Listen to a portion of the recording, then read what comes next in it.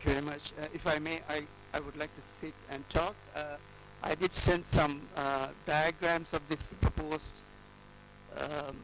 land bridge between India and Sri Lanka. I hope we should be able to get that online, or otherwise I think printed copies of the diagrams also has been circulated. First of all, apologize. I'm not, to be honest, fully prepared as other speakers are, because I got this invitation quite in short notice when I was at an Asia Pacific regional meeting in Bangkok a couple of weeks ago. But coincidentally, I have done some work on this proposed land bridge in 2003. Originally, for my doctorate thesis as well as postdoctoral studies, I was very much involved in trade, specifically informal trade, smuggling between India and the neighboring countries, including Sri Lanka. So thesis was on Indo-Sri Lanka smuggling, but then subsequently I also worked with ICRIA on regional study on informal trade between India and neighboring countries, Bangladesh, Nepal, and Sri Lanka. Then, of course, we had a ceasefire period. You know about the civil conflict in Sri Lanka, so we have the ceasefire period in 2003, 2 to 4. During that time, I moved on as regards my research focus on causes and consequences of civil conflict, not only primarily in Sri Lanka, but also in South Asia and rest of the world. Recently, I moved on to post-conflict development, a comparative study in Nepal, Sri Lanka, and possibly Myanmar as well. So this is my sort of research background and interest. I've been working with ICRIA on, in the early stages of my postdoctoral career on economic integration in South Asia. If I remember correctly, the first sort of academic journal article I wrote in 1994 for EPW on arguing a case for free trade between India and Sri Lanka. As you know that subsequently in 1998 a free trade agreement between India and Sri Lanka was signed, and it came into operation in year 2000. So this during the ceasefire time, the then Prime Minister Ranil Wickremesinghe, Sri Lankan Prime Minister Ranil Wickremesinghe proposed this land bridge idea to then Prime Minister of India, Atal Bihari Vajpayee, and there was a MOU signed between the two heads of governments. At the time, ironically, the Tamil Nadu government, led by Ms. Jayalalitha Jairam, opposed that, saying that tigers will walk into India, etc., etc. Of course, then there was a change of government in Sri Lanka in 2004, so that did not move that further. The then Prime Minister in 2003 is also the current Prime Minister in Sri Lanka, Ranil Wickremesinghe, but unfortunately, for whatever reason, he or his government has not revived this idea. But I think last year, the Minister of Transport in India, I can't remember his name, he did move this idea publicly, and there was some. As you know, the Sri Lanka's economic relations also have changed over time. Historically, we have had our biggest single trading partner has been India, always in deficit, but nevertheless it's much more cost effective than for us to import from any other countries. Only time Sri Lanka enjoyed trade surplus with India was during the Second World War time, because India was part of this British Empire, and British Empire was actively involved in the Second World War, so even food and other basic necessities were imported a lot from Sri Lanka. So that was, to best of my knowledge, historically, that was the only time we have had trade surplus with India. But of course, since then, we have had trade deficits. I told about the free trade agreement. Unfortunately, that has been, in many people's perspectives, whether professional or even from the side of the businesses, or mainly from the professionals and businesses, that it has not been that much successful. But if you really look at deep into the data, Sri Lanka has relatively benefited from the free trade agreement between India and Sri Lanka than India.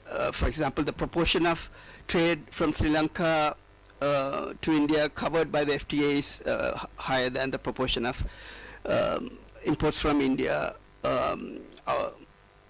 via or through the FTA's free trade agreement. And as many speakers in the previous session said, free trade agreements, ideally from a economic welfare perspective, universal free trade is the best option in terms of reduction in poverty, the evidence shows. But of course the second, because that through the GATT and the World Trade Organization did not materialize, then the countries world over, not only in South Asia, had moved into regional trade agreements like FTA, SAFTA and kind of thing. Then of course, then a lot of the countries within these regional groupings, whether in Africa or Asia or any other parts of the world, they also, because of the slow movement in the progress of liberalization, first it was preferential trade, then of course they call it FTA. But to me, my perception is still the Sri Lanka, India's Sri Lanka free trade agreement is more or less a preferential trade agreement than free trade agreement, because the non-tariff barriers are much higher. Although tariffs have been removed, there's a whole list of negative lists, and so I don't want to go because a lot has been written about that. So how does this land bridge help, or what impact would this land bridge, proposed land bridge between Dhanushkodi or near Rameswaram and Talamannar? If you look at Sri Lanka as an island nation, as always historically dependent on trade as a main component of its economy. Historically, Arab traders came into Sri Lanka to trade in spices. We were quite prominent in producing spices like cinnamon, cardamom, cloves, even today. But historically, Arab traders came in. Then, of course, during the British time, tea and rubber plantations were planted, and so basically we were a primary producing country. Of course, in the post-77 liberalization period, we have moved into somewhat industrial processing economy, like ready-made garments is a second largest source of foreign exchange earner for the country, pushing tea to fourth actually after tourism. So the primary first largest source of remittances to Sri Lanka now comes from labor exports to the Middle Eastern countries, remittances. Second is ready-made garments. Third is tourism, and tea has gone fourth. And if you look at Sri Lanka, as you all know, was colonized by three European powers. Firstly, Portuguese, 1505 to 1648. Then the Dutch, 1648 to 1796, and 1796 to 1948, the British. Originally, Portuguese arrived in those days. There was no air link, obviously. So, near the northwestern, near Talamannar, it was not called Mannar or Talamannar, some historic name I can't remember now. Some of my Sri Lankan colleagues may tell later. So that is where they landed. Somehow, not in Colombo. The reason why Colombo port became the one and only, or until recently, one and only international harbor or international port was because, that's British interest, because they wanted to transport tea primarily, and to lesser extent rubber from hill country to Colombo, because Colombo port was closer than, for example, Trincomalee. I mean, Trincomalee is one of the perceived or regarded as one of the best natural harbors in the world. So Colombo was promoted as an international harbor because of just basically tea and rubber trade. However, as I said, Portuguese, for whatever reason, they landed in northwestern part of Sri Lanka, so it could potentially become, I mean, that is near where the land bridge, the proposed land bridge, and the distance between that land bridge from Talamannar and Dhanushkodi is just 44 kilometers. So technically, there have been studies. Actually, I was involved in a study by SARI, I think, South Asia Energy Research Initiative, funded by USAID in 2003-4, with someone, I think Dr. Nag mentioned, Sri Lanka has now currently, not perhaps in 2003 when we did the study, in terms of quality of roads, some of the best roads in South Asia, quality-wise. And road transport is one of the cheapest. I think he mentioned is the cheapest. Perhaps I would, to my knowledge, maybe rail transport is cheaper, for especially for heavy goods, etc. Bulk of the Sri Lankan trade with India takes, in terms of on a regular basis, takes place from not from major ports like Chennai, Kolkata, or Mumbai, but from Tuticorin in what they call country crafts. Tuticorin to Sri Lanka, where there's textile, essential commodities on a regular basis, because that's more cost effective. Of course, then we also import a lot of vehicles and heavy machineries from India. For those comes from major ports like Chennai, Mumbai, and Kolkata. And you also should be aware that the Colombo port is one of the, still state-owned, and it's one of the profit-making public enterprises, mainly because of transshipment trade by India. As you know, Indian ports are congested. Indian exports have exponentially grown since about early 1990s with the liberalization economy, and 70% of the business for the Colombo port is of transshipment trade. So a lot of even vehicles to African countries are brought in smaller ships to Colombo, offloaded and reloaded to bigger ocean vessels and transported to even Latin America. So the economic viability of Colombo port, we could argue, is, but then you also know that the past 10 years, like perhaps some other South Asian countries, we have also Sri Lankan economy has been, this is a map now on, anyway, there's another map, this is a bit blurred perhaps, no, another one. Okay, no, first one would do here, okay. Right, that's the main first, so that's mainly, you may not be able to see that, very small corridor. I mean, of course, there's a historical stories of Rama Bridge and kind of thing, and there was some controversy about Sethu Samudram, and BJP, aligned people were filing cases, and so this land bridge issue also was caught up in that political issue. So anyhow, now nobody talks, but I remember last year the Transport Minister of India revived that he's going to, and he also I think mentioned ADB has was prepared to fund that. But unfortunately, for whatever reason, on the Sri Lankan side, whether from the governing side or the opposition party, there have been no interest as such. That also maybe, as you know, that Sri Lankan economy in the last 10 years have been, for whatever reason, heavily dependent on Chinese. Historically, Japan was the largest bilateral donor to Sri Lanka. In addition to, of course, ADB,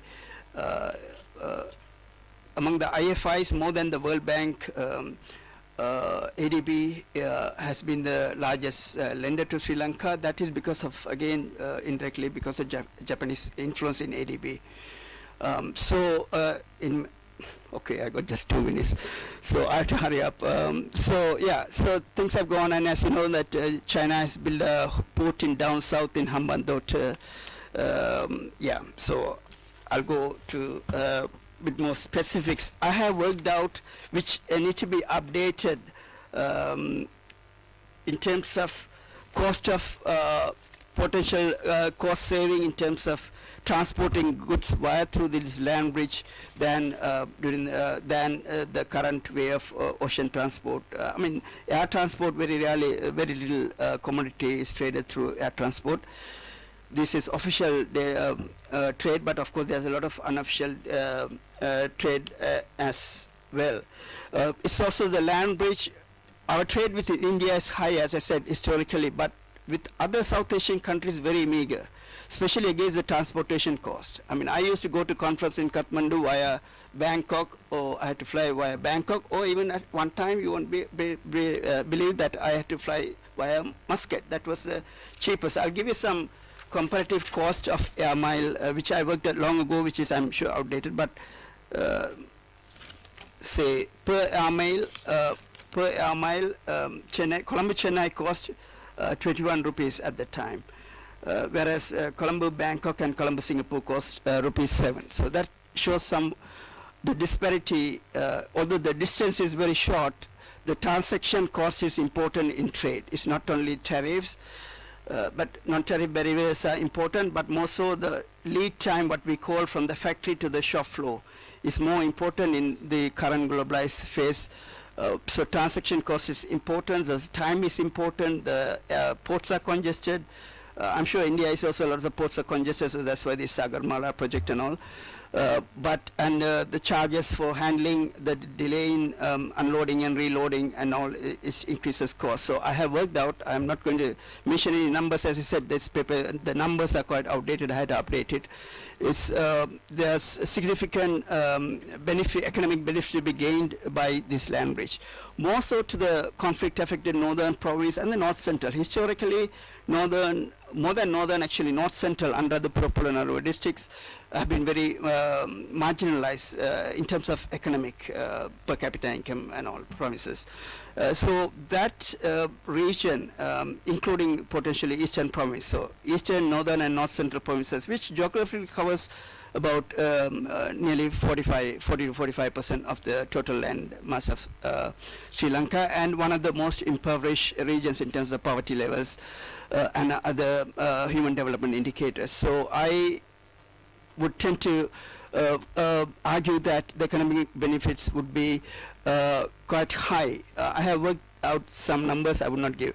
Of course, any action will have reactions, so there could be potential negative implications as well. As you know, that human trafficking between Nepal, India's neighbors, which has got land borders like between Nepal and India, or between Bangladesh and Nepal, especially women and children, is quite high, which is not there at the moment because of lack of perhaps because of lack of a land route. But in a future scenario, if we have this bridge, perhaps that could be a potential negative impact.